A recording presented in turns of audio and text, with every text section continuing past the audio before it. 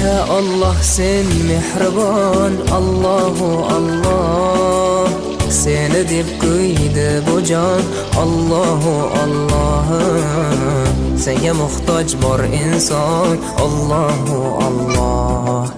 Olamlarning Robbisin, Allahu Allah.